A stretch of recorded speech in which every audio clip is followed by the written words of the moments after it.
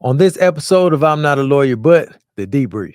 Now, if you're not ready, then go ahead and tell me you're not ready. I object to you getting records. You've been intrusive into people's personal lives. I'm not a lawyer, but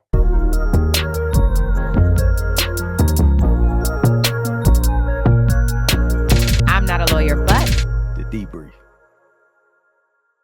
hello and welcome to another episode of I'm Not a Lawyer, but The Debrief. I am Melanie, aka I'm Not a Lawyer, but, and I'm joined by my co-host. Goosebad, how y'all doing? We are not lawyers or legal experts, but we talk about legal things and you guys tap in and give us your thoughts, and that's why we do it. So That it is. we took last week off because it was the holiday, it was Thanksgiving. I hope all of you had a great holiday. And now we are back because it's like everything happened.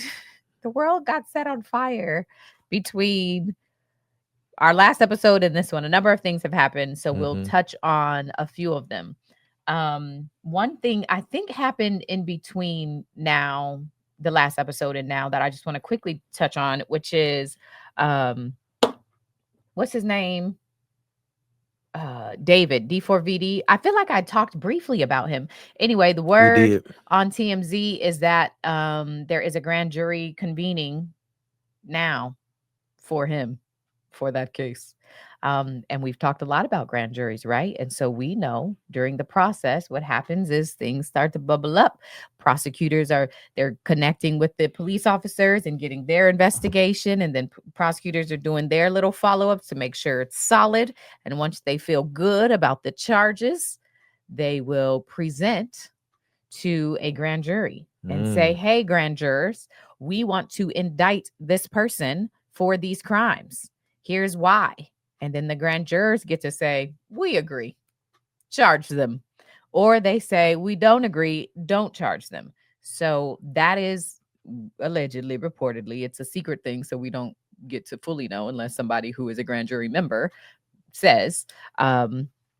And when that happens as well, witnesses could be called in, right? But the prosecutors will call people in to present this case to the grand jury members, and then they get to decide. So what that means is we could see him charged soon if all of that is true, if that is truly happening. Again, it's only just being reported by other people. I can't verify. There's no documents to read to confirm it right now, but that is allegedly what's happening. So we could see so that'll be here in soon. LA then. Yeah.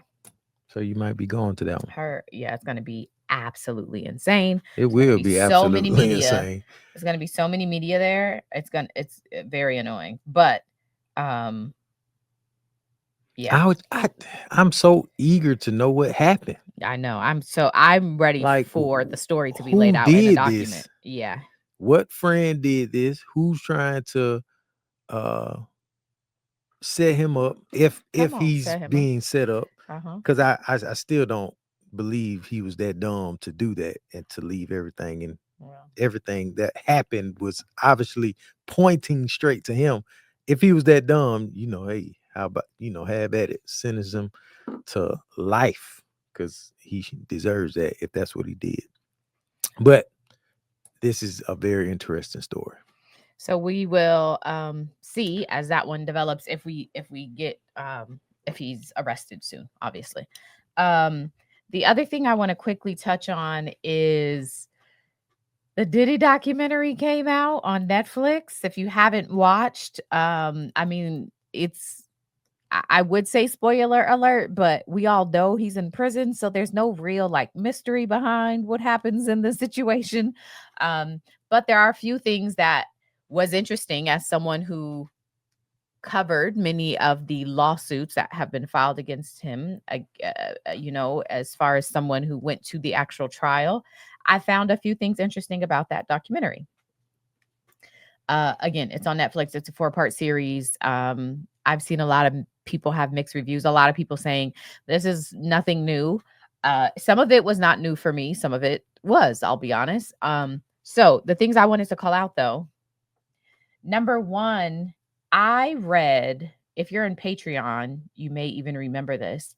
I read the very, very, very long transcript for the interview that Keefe D did with the police. Keefe D is the person who is currently charged with the murder of Tupac. Okay, the other people who were in the vehicle with him have died, so he's the last man standing that was in that vehicle, and so he has been charged. I read the transcript was very long, and he spoke a lot during it. Okay, that man was just and then we went here, and then I did this, and then this. He was just talking. Some point, a few points, his attorney was like, "Hey, shut up. You don't got to say all that." Or he would be like, "Can we have a moment?" He was talking a lot. And I bring that up because for a long time, right, there's been conversations and the rumors about Diddy being behind Tupac's death. When I read that transcript, it was the first time that I was like, oh, I am following the connection as to why this is even a rumor, right? Like, I get it. So that documentary was the first time I feel like very publicly it was like, absolutely, he's behind this. So that was surprising for me. Not that I hadn't heard it before, but I was like, oh, y'all are really saying he's behind this for real. So that was interesting for me. What are you going to say? Did this guy come forward voluntarily? Like, what happened to where they started investigating him? I want to say he just volunteered the information. I don't know how they pinpointed him, but I don't imagine it was too challenging because within an hour or two before Tupac's death, he jumped on Orlando Anderson at the hotel in Vegas, right? So I don't imagine it was very challenging for them to get there. You know, because it was the Mayweather fight. I mean, not Mayweather. It's Tyson, right? Tyson fight. As they're walking out in the hotel, Anderson gets jumped by Tupac and the group. Obviously, a few weeks before, somebody was jumped in the mall. But then this happens. And then within a few hours, he shot Orlando Anderson's in the vehicle. So it was the people Orlando Anderson was with who did it. So I don't imagine it took very long to put the pieces together. However, that was very interesting for me. Secondly, the other thing that I found to be interesting, I don't remember if I said this on a Patreon, like with just my Patreon, because I can be very like, let me not say this out loud because I want no problems, or if I said this on a live, but I do recall when I went to the trial, I remember saying there is a Black woman on that jury whose facial expressions are everything I would do. All of my black and white moments that I do in my videos, she was doing that live in the courtroom. Yep. I remember saying that. She's on the documentary. And what she said in that documentary supports what I told y'all. That lady said, he was just making faces, but the same one I would be making. I would be like, and I said, as soon as I saw her, I said, there go that black lady. You guys, she was in there. She's not lying. She was in there just showing everything on her face. I distinctly remember the balcony girl. If you guys recall, there was Cassie's friend who said that he hung her over the balcony. And Diddy's attorney, Nicole Westmoreland, who we've had on the pod, she destroyed her credibility, right? Diddy's attorney gets up there and destroys this lady's credibility because Diddy had actually been across the country, right? In the moment. That lady's face, the juror's face, when that came out, she was like, I was like, ma'am, this is a trial. And where she was sitting, she was like the last jury, so you could see her. Everybody could see her. She was in the middle. No. Yes. As soon as you crossed the doors, she was right there. She was very clearly seen, but I remember her being like in the middle. I could see her. Okay. You can see her. However very it was. There was nothing covering her face. Some of them had computers in front of them and you couldn't see. It was low though. Yeah. Yes. But she was. You could see her very clearly. And she was giving all the facial expressions. She's not lying when she said that in that doc. I want y'all to know she's not lying. The other juror, I remember him as well. I remember that older. if y'all also remember, I was saying how diverse this jury was. Mhm. Literally, I'm telling y'all, I was shocked by how diverse this jury looked. And I remember him. He was very engaged, but he also, I feel like I remember him most when videos were being played. He was not the person who turned his head. It wasn't him. So anyway, I found that to be really interesting to see the jurors again. It was like, oh, I remember y'all. So that was really interesting. Also, to be a juror, man, I would need a Red Bull, 5-hour something to stay awake and to. They were showing them hours long porn. You probably would have woke up. Yeah, I probably like, dang. But I because of the it is a bit jarring. It was, but and before the subject that matter was so jarring. I feel but like before you'd be that, like, oh, everybody relax. What just happened? Yeah, a couple of them in the hands and they heads and their hands just okay, come on. And it went on for a long time. Also, being in the courtroom, I had to walk out a couple of times because your boy was nodding off. Yeah. Okay, and then last thing I want to say is I had this experience with YSL. When you are reading I'll speak for myself. When I read documents, or even when I watch something online, my experience I'm so happy that I am able to, at different points now, attend things in person because it is just always very different. The substance I feel like is the same, but the experience is just so different. And reading Little Rod's lawsuit for me felt very different than being able to hear him on that documentary talking about his experience. And if you recall, Little Rod was one of the early people who filed the lawsuit against Diddy after Cassie. Cassie obviously was the first one. And I think by January or February, Little Rod's lawsuit had come through. Now, to be fair, right? And let's talk about both sides here. Little Rod's attorney was Blackwell? Yes. Was what's his name?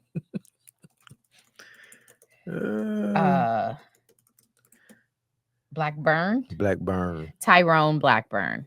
So that was the first lawsuit that was very salacious, scandal. It was the one who had the footnotes that were like, this Bayesian musician, and they're talking about Rihanna, or this Philadelphia rapper who dated Nicki Minaj, and it was like Meek Mill, right? So it was like hard to take much of it serious or understand the tone because so much of it had the Stevie J picture and said that he was in this video having intercourse with the man, and then it turns out that it was actually a porn star. Like that, it was that lawsuit, right? If you recall that one. And so in reading it, it was like, now what the hell is happening? That was very different than hearing Little Rod on this documentary talking about his experience. Now, in his lawsuit, he said, there's a lot of video. I got a lot of video. And so last night was some glimpses into the actual video. And I think that he came across more credible on the documentary, in my opinion, than he did in that lawsuit. The reading of that lawsuit, it was just very this is all right, everybody relax. But I think in the documentary he came across credible. So in the documentary he has receipts. Yeah, I mean, and he mentioned the receipts in the lawsuit, but yeah, you get to see some of it. That's what I'm saying. Yeah.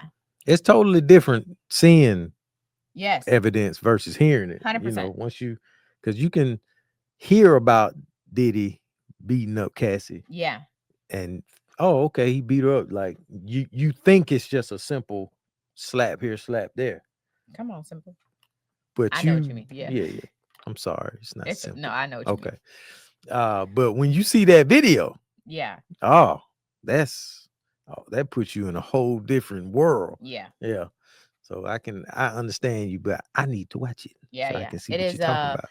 I would tell you to watch it. It was if you want to, if you're also like over it and don't want to learn any more or revisit anything else about Diddy, I understand that as well.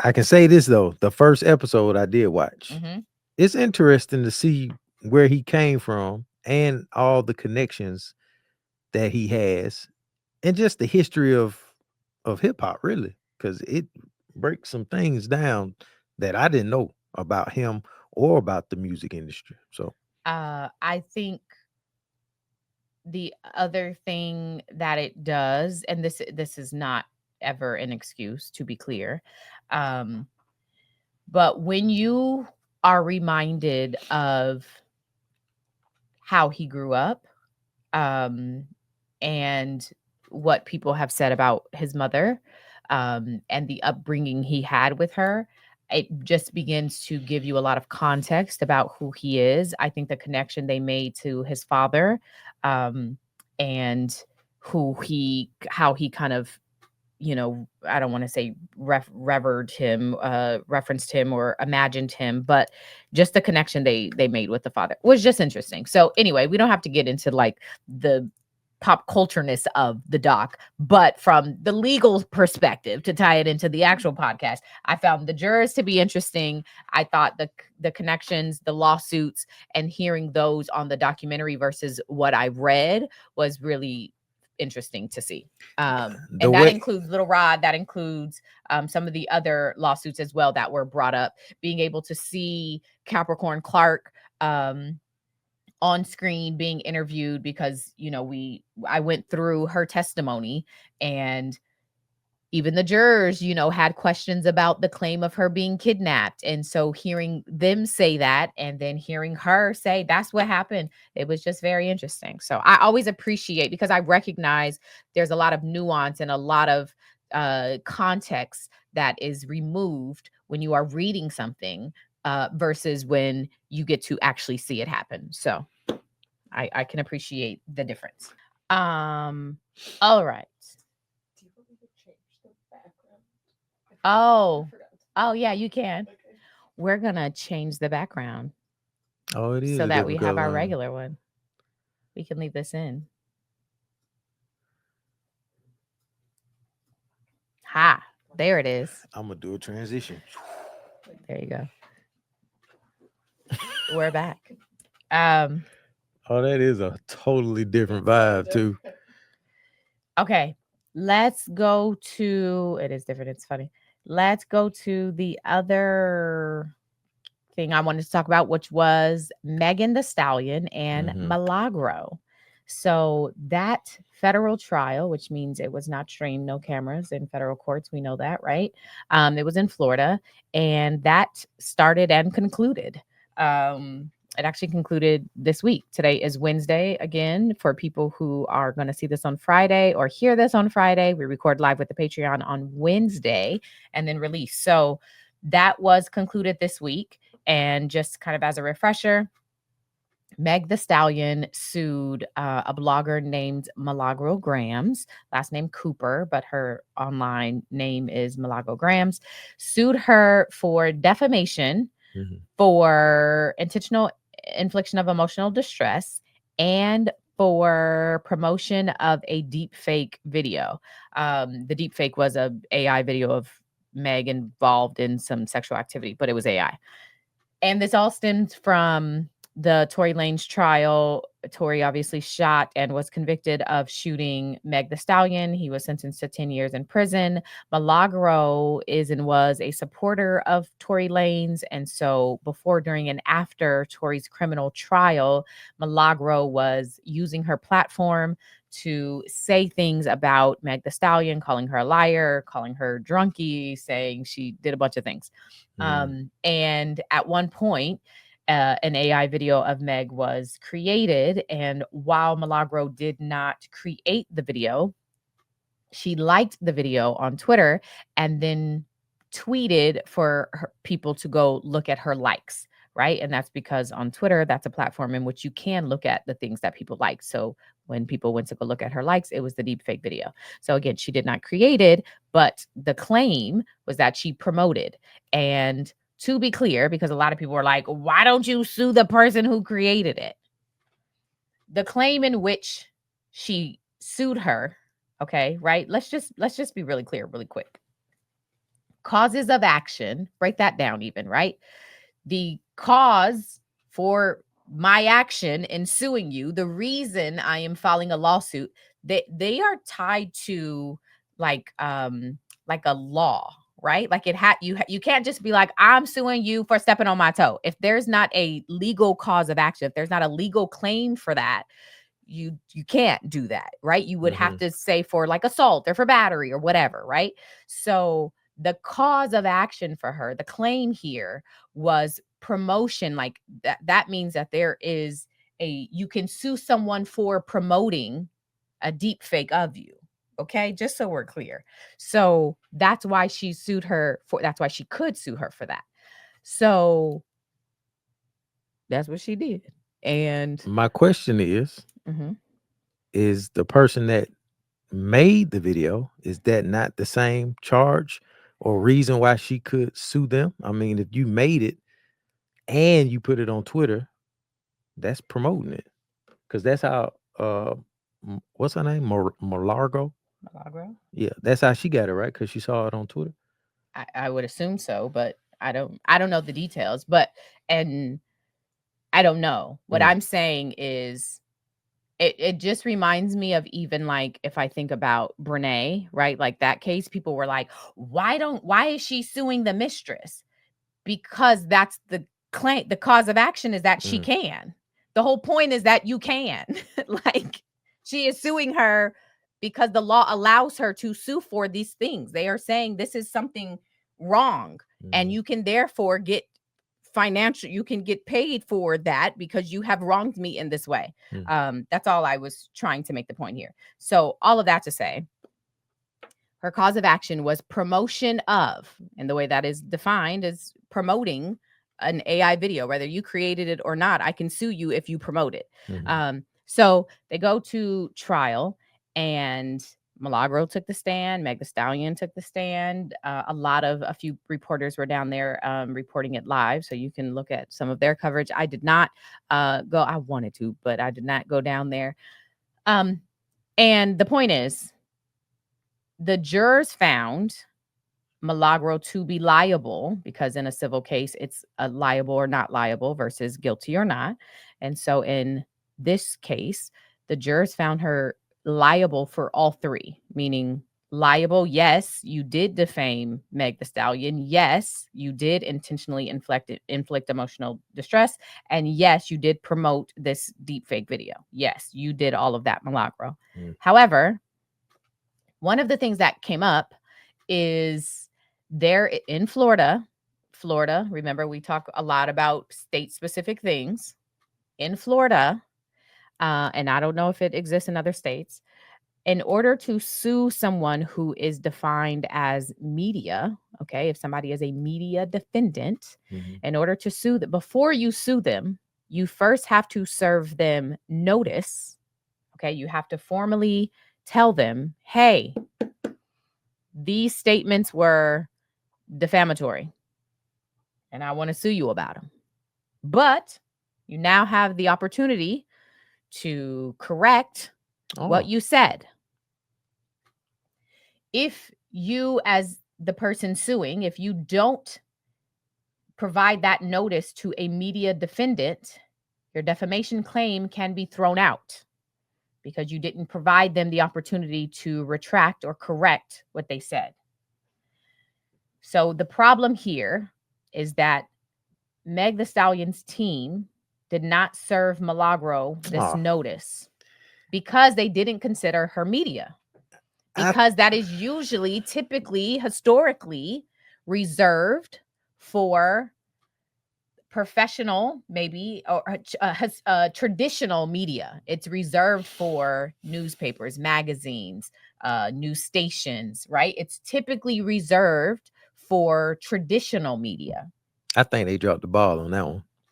And so Milagro's team said, hey, they never served her this notice. And it's not, to be clear, because a lot of people on the internet are calling it a cease and desist. It's not that.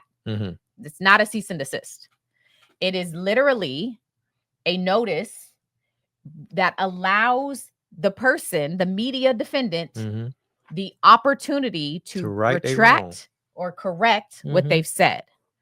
That was not served to Milagro. And so Milagro's team argued to the judge it should be thrown out. And so the question became, is Milagro a media defendant? Initially, the judge in this case said, no, she's not a media defendant. However, at the end of the presentations of both of the cases, her attorneys renewed their motion and said, we think that you should reevaluate if she is a media defendant and if this defamation claim could be dismissed. The judge, after speaking with the attorneys, they all agreed to let the jurors decide if Milagro was a media defendant. And so what they did was, in the verdict form, they had jurors answer specific questions about Milagro. I hope everybody's following. Is it making sense? Yes. Okay.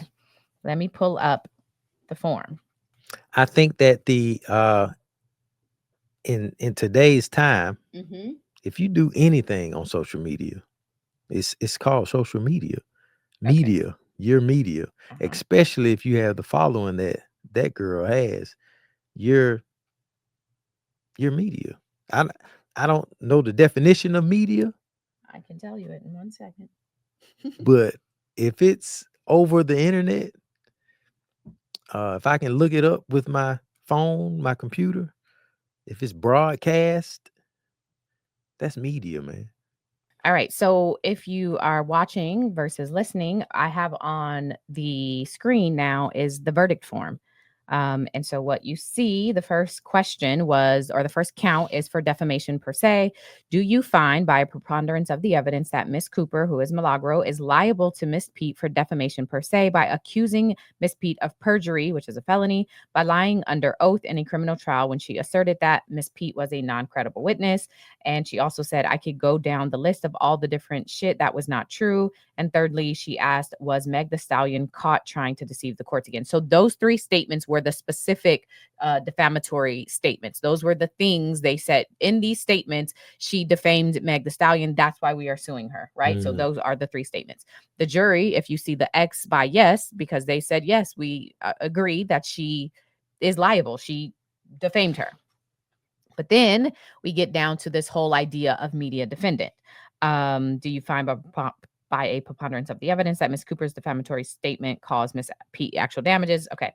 Number 3, during the time period when the statements were made, do you find by a preponderance of the evidence that Ms. Cooper provided disinterested, meaning neutral commentary rather than advocacy for a particular client or personal interest? So these questions, starting with question 3, gets into the idea of a media defendant. So they're asking, when she was making these statements, was she also providing some neutral commentary? And the answer to that, they say, is no. She was advocating for a particular person. She was not being neutral, one-sided, right?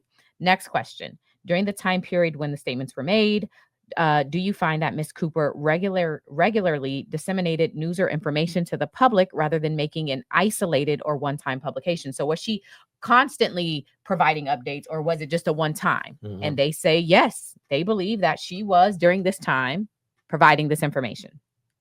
Next one, do you find that she impartially disseminated information rather than acting primarily to promote her own business? They say no. And do you find that she operated for the purpose, again, very key, do you find that she was operating for the purpose of informing the public about matters of public concern through news reporting, analysis, and commentary? They say yes. So it's what I was like, oh, this is very mixed. So, let me keep going. Do you find that she functioned, key question, functioned in a similar manner to traditional news media, such as newspaper, magazines, television, radio, or other online equivalents? They say yes, she functioned very similarly to traditional media. Then the last question, considering your answers, do you find that Ms. Cooper should be treated as a media defendant with regard to the statements made in this case? They said yes. So even though they had very mixed, in my opinion, answers, at the end of the day, when considering all of the answers, they said, yeah, she's media. What was so striking to me, I agree, is that means that they believe she was operating like media and yet was still defaming Meg Thee Stallion. You were operating as if you are the media. Mm-hmm. However, you were defaming this lady by what you were saying. Regardless, because of that, the judge had previously said, well, you know, they all agreed, we'll let the jury decide. And if the jury decided she's media, that means although they found her liable for defamation, you are prevented from collecting damages because y'all didn't serve her that notice beforehand. And so that is what ends up happening. It's also really interesting. I just want to call out that in refuting the defense's motion to say she's a media defendant, Meg's team, the plaintiff, right? Meg's team was like, there was a period in which Meg Thee Stallion literally says, I shouldn't be treated as a news source any damn way. Like, quite literally, those are her words. So I found it very interesting that she has verbally said, I'm not a news source. I shouldn't be treated that way. You're talking about Milagro. Milagro. Okay. Yes, sorry. You said, okay. Meg argued this, but Milagro is the one who said it. She very clearly said that. Not knowing about this was before. Yeah. And so anyway, the point is, because she was treated as a media defendant, Meg was unable to collect on the damages that the jurors allotted for defamation. She was unable to collect on that because she was a media defendant and Milagro was never served. So although the jurors initially said, and I can put it up here, you can see that the damages were $75,000. So I was about to say that. So here you go, right? For defamation per se, they gave her $15,000. Okay. And then for intentional infliction of emotional distress, they gave her $8,000. And then for promotion of the altered sexual depiction, they gave her $50,000. And then for punitive damages for the defamation, punitive meaning like punish you as a punishment, she get it was another $1,000, and then another $1,000 for intentional infliction of emotional distress. So what ends up happening is everything that was attributed to defamation monetarily was removed. And so that ended up being $16,000. And so out of $75,000, you take away 16, Meg was left with $59,000. That doesn't include the attorney's fees, which she could swallow that up. She could have to pay. Oh yeah, she could have to pay that one. Yeah. Meg, well, I don't understand why her lawyers did not serve those papers. It's media, and if you weren't sure about it, do it anyway, because you're killing two birds with one stone. You're giving this girl a chance to publicly right her wrong, and that serves your purpose. And at that time, you make her look, pick your face up, versus doing what you did now, and now you can't even collect on all the work you done did. That seems they dropped the ball on that one. I don't see why they wouldn't just serve the girl the papers. And the law is so interesting that they found this, because they granted her the $75K, and then they found this clause. No, Milagro's team argued this at the beginning. Oh, they are. Oh, okay. The judge said no, she's not a media defendant. Oh, so they waited after they renewed their motion. Okay. And said you should reevaluate this, and then they said let's let the jurors decide. Yeah. So I thought it was. I found it. You're fired. I found it to be a really interesting situation because there's a lot of, I think, conversation online regarding people who are doing a lot of coverage, even similar to me, right? Like I do a lot of online coverage of cases and situations. And people have very strong opinions. Y'all are not journalists. Y'all are not that. Y'all. And so a lot of people were like, she's not media. She's not media. But a lot of other arguments, people started talking about some of the more leaning, more biased news organizations that you may come across. Or even there's a lot of commentary about the Diddy documentary, right? That was done by 50 Cent. So there is just about to be a bunch of trolling. But if someone were to sue, there's, all the conversation about, if Diddy's team is going to sue Netflix. I doubt that's going to happen. But regardless, Netflix is not CNN or Fox. They put a lot of their stuff is from a position. Mm-hmm. And if you wanted to sue them, I bet you'd send them a notice. Yeah, you're going to send them a notice. You give them the opportunity. Yep. And so I just found it very interesting, like where we're just in this new space and how people think about this. I found to be interesting. And so when I made the video, I asked people to send in objections and give their thoughts and opinions. And we have a few of people giving their thoughts. So I want to hear some of them, because I think before we hear those, do you consider yourself media?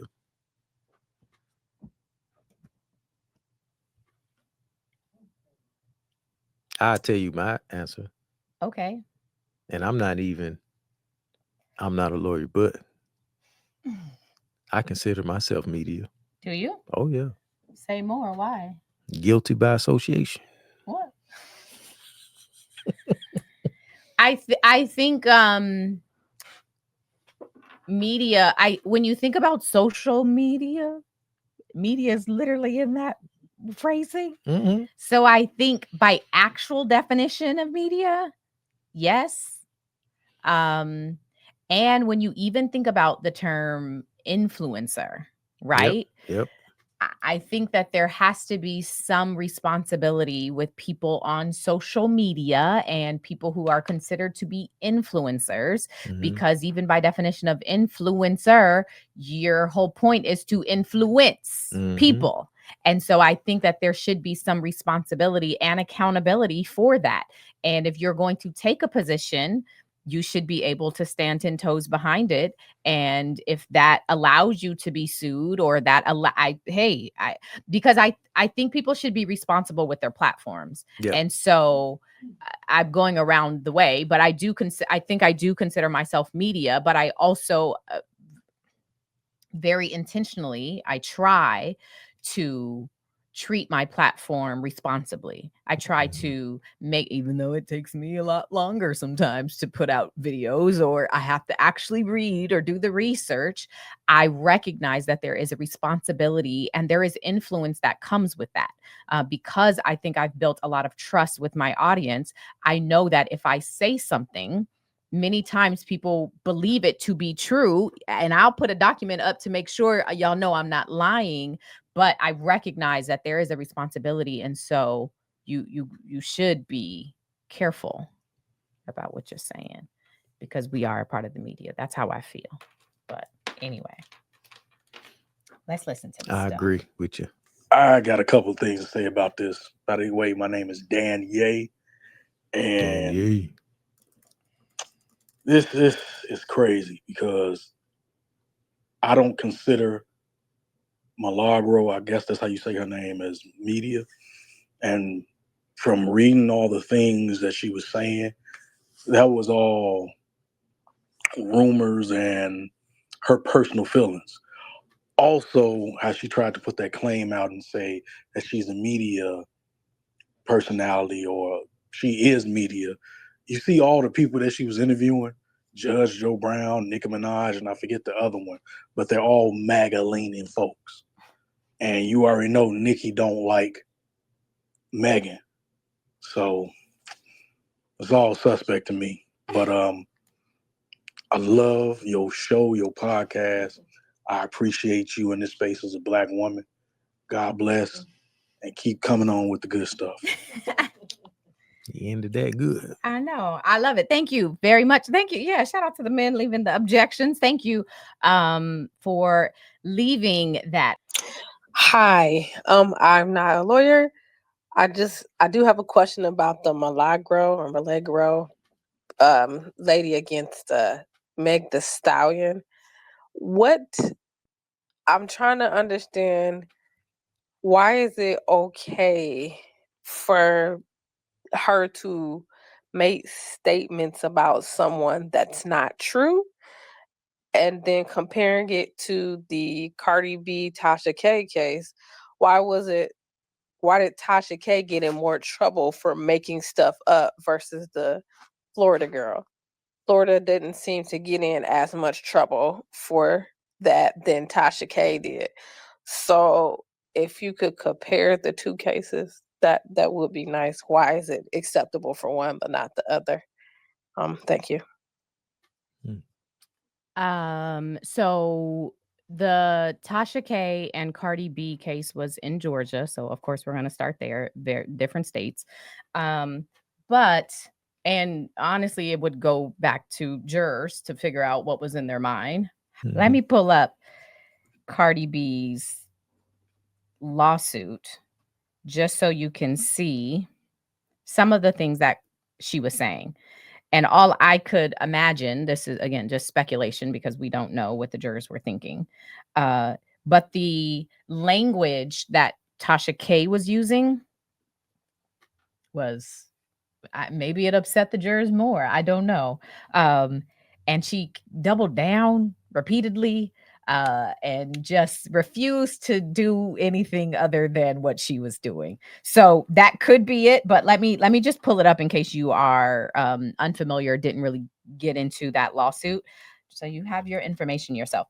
Hold on really quick. Let me go to. So I have on screen if you're watching versus listening. So let's start with count 1 for the Tasha K, Cardi B. It was slander per se. Upon information and belief, this is Tasha K, published multiple false and defamatory statements against Cardi B, including that Cardi was a prostitute, that Cardi was a user of cocaine, that Cardi had and still has herpes, that Cardi had herpes outbreaks on her mouth, that she had and still has HPV, that she engaged in a debasing act with the beer bottle, and that she committed infidelity. So those are some of the those are the statements, not even some, those are the statements according to this lawsuit that she was suing her over. And then she acknowledged, here we go, that she was aware prior to her publishing that the statements made by Jones may have not been true. I want to keep going. And here we go. Tasha K acknowledged that she published the video on 9/19, a day earlier than she planned to, because information undermining Jones's credibility. So what happened is Tasha K did this interview with someone who said they were a friend of Cardi B's. And so that's Jones. Okay. And what this lawsuit is saying is before Tasha K published the video, she found out that there was information that could prove that what the friend was saying was untrue. And so Tasha K published it to put it out there, basically, because she knew that this other information existed and could come out. And so even after receiving a cease and desist letter demanding she take the defamatory statements about plaintiff down, Tasha K published another video and falsely stated that everything that we said was accurate. So even after she gets this information from Cardi B's team, Tasha K doubles down. And then there was another part I wanted to call out, because it was okay. So a few days later, in another video, Tasha K acknowledged on multiple occasions that she knew her stories about Cardi B were false and she published them anyway. She said, quote, "You know what's funny? I make up stories out of thin air. Tasha just makes up stories. I knew that was fake. I knew them MFers was fake. I told Kyle I'm going to put the bullshit out anyway." I cussed, huh? I kept blocking it and then I cussed anyway. All right. "I knew it was fake. I still made that ish go MF and viral. If you continue to send me fake stories on you, I'm going to air them as they are, ho. So keep sending me the lies and I'm going to keep putting them effing out. I'm going to keep putting them out." So I don't know, right, what was in the jurors' minds, but based off of that alone, you asking for it. You are doubling down, even in the face of based off of that, knowing what you're saying is wrong, and you still double down. Yeah. And if you recall, a part of this was Cardi B being like, "I'll give y'all my medical records." y'all can see that I ain't hot over here. And so I would imagine if I was a juror personally, I would be like, bankrupt her. Yeah. Bankrupt her. So that possibly, potentially, I'm speculating, may, again, these are completely different jurors and they are in completely different states. But for the defamation, maybe they didn't feel as strongly, or maybe they didn't feel like what Milagro said deserved millions of dollars versus what happened in the Cardi B case. But very separate, very different. That's just my kind of, comparison as you asked me to do. And the simple fact that Tasha K said, yeah, I'm lying and I'm still doing it. Yeah. So what you gonna do about it? That's basically what she said. So what we gonna do about it? Everything we can do about it and try to bankrupt you. So yeah, I can see why the punishments vary from there. I think did she say something else on there? Nah, she said just tell the difference. Okay. Yeah. That was good though. Let's go to the next one. Hey Mel, hey Greg, long time listener, first time objector. I want to object to the Milagro versus and Meg Thee Stallion case. I know I said the names wrong in the wrong order, but first I object to Mel putting herself in the same sentence with that lady. I didn't know about this lady's existence because I be living my life, but the more you have told me about her direct quotes, the less I want to hear about this lady. So I am grateful for all the good work that you do, Mel, but that lady can go. She can just leave. I don't need her around. Second, in terms of the new media prompt you had in your video, I just finished it. I prefer new media to a certain extent. I don't watch traditional media anymore. I never really was a big news girl. I studied, my degree is actually in broadcast journalism. And when I found out how the news was structured, literally to give you like the more punchy headlines at the top of the show, save those to the end so that the advertisers can get their dollars worth, and then leave you on a quote unquote good note by saving a cat with a tree or helping a kid with a wish. I was tuned out. So I don't think there is such a thing as objective media. I think it all has a specific angle it's trying to portray. That's it. Have a good day. That's cool. Yeah, 100%. I tell you, when I did work at CNN and we had to have a whole conversation about breaking news, it's why I, to this day, hate when people use breaking news people love to use it on video and on Twitter, right? And I hate it. It's because we literally had levels of breaking news when I worked there. And I was like, this is so stupid. You guys are such liars. Like, it's like, they literally would be like, is it like breaking news, or is it just breaking news? Because it wouldn't be breaking news. And so anyway, I say all that too. I agree. It is all manufactured and all financially based, and like it's all of that. And so even to the point I was trying to make, you learn all that stuff, but what you learn is that it's all fake. There's a motive behind it. And money. Yeah. It's very annoying. But anyway, next one. Hey everyone, this is Peach Milkshake. I'm calling in about the Meg Thee Stallion and Milagro case. I agree with the juror's decision to call Milagro media, primarily because even though content creation isn't journalism, it is a form of entertainment and media. And media personalities are held accountable for what they say on their various media platforms. And influencers shouldn't be any different.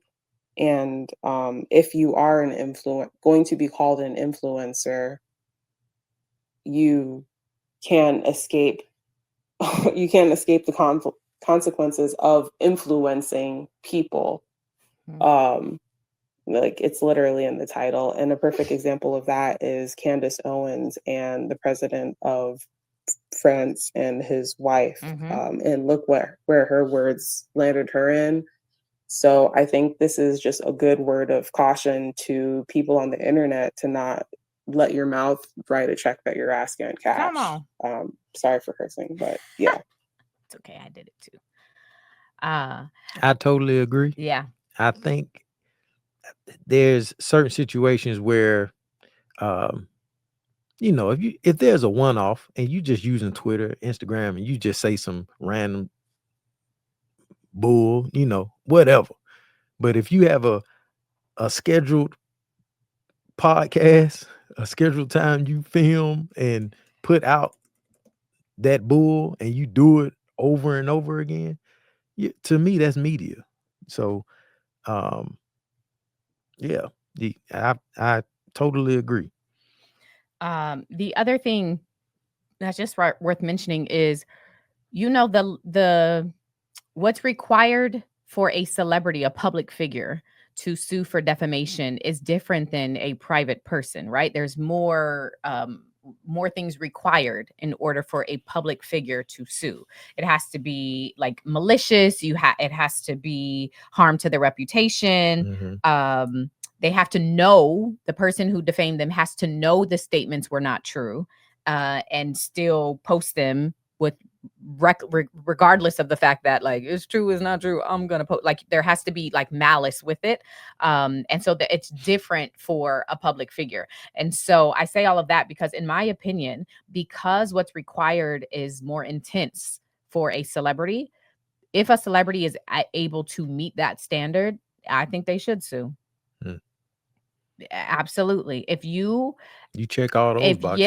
If you are maliciously doing this to this person, to the celebrity, and you meet all of those standards, they should absolutely sue your ass, because people should be held responsible. That is my opinion. People should be held responsible for the things that they say. It's unfair. It's not right. And at the day, these people are people. I think that is lost in it as well. Like, because of a status, sometimes the humanity of them is lost. And that's unfair. That's unfair. Anyway. That's what what's her name? Tasha K did. What? She put out the media even though she knew it was wrong. And exactly. She said she was going to keep doing it. And did not care. And I think it's because historically, a celebrity, it's expensive, and it's not worth me suing you over. And so historically, public figures don't go through the steps to actually sue. What we've learned is Cardi B is gonna sue your ass every time. The girl has time and funds. Okay, she's like, hey, what did you say? Pull up, let's go. She is ready. You know, and so good luck with that. I wouldn't go after her personally. And you might want to leave Meg alone. I mean, 59,000, a lot of commentary has been, that's not a lot, and blah, blah, blah. If you sue me for 59,000, I'm going to be broke. Okay. Don't sue me for 59. I don't have it. Okay. Let me get 59,000 just in my bank account. Don't sue me. I'll be happy as hell. And at the end of the day, I think it's making us have this conversation about the things people are saying about celebrity. So whatever her intention was, yes, Kitty Lattimore and Judge Faith are also, they have a whole situation going on. They didn't dug in as well. Hey, I think all of this is going to increase. I think social media influencers are going to start suing social media influencers. It's going to be a whole lot of work for these lawyers, and there's going to be a lot of suing because people be talking that shit and can't back it up. Well, you can back it up, but you're going to get sued. All right. Oh, we had one more. Yeah, let's do it. See what they talking about. Hey, Mel. Hey, Greg. Love the show. I would object to Milagro being considered media. I feel like what she was saying, or the things that you read, at least, because I don't follow, were very one-sided. And unlike yourself, who actually got a media pass to go to some of the court proceedings that you went to, her information is not neutral, where yours tends to be very much neutral in the things that you present. So, yeah, I would object to Milagro being considered media. I think people like that would be a little more reckless with their words if they could hide under the flag of I'm media. So yeah, objection. I think there's a difference when you have someone speaking who has integrity doing this type of work. So it's hard for us to say that person's a journalist or media when you know they're crooked or you know they're lying. So you're not even going to give them that, put them on that level of somebody that's considered media or journalist. You've been, oh man, they just talking that bull. But you get somebody with some integrity, somebody that's proven that they're going to put out stuff that is true and not be biased. Mm-hmm. You're like, that's media. I trust what she's saying. So I think there's a difference. There's that difference, but overall, you're under that umbrella of media. Yeah.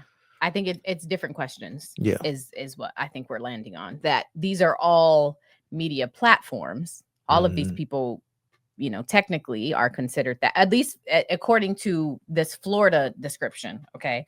And in this case, it's not across the board. This is not something of, in media, that's not what we're saying.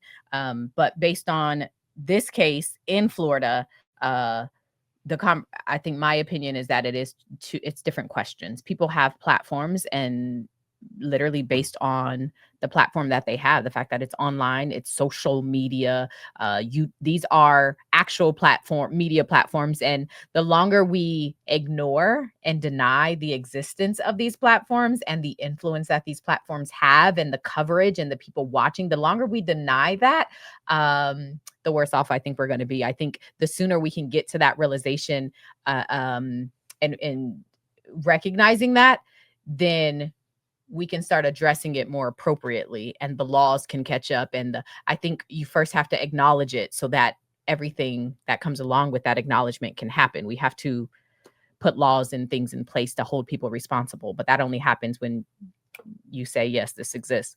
And then the second part of that conversation is, okay, they are media, but what kind of media? What information are they putting out? Are they a biased platform or are they not? We used to have tabloids, and we all understood what a tabloid was, what that means, and that it's more salacious and scandalous, and it might be true and it might not be true.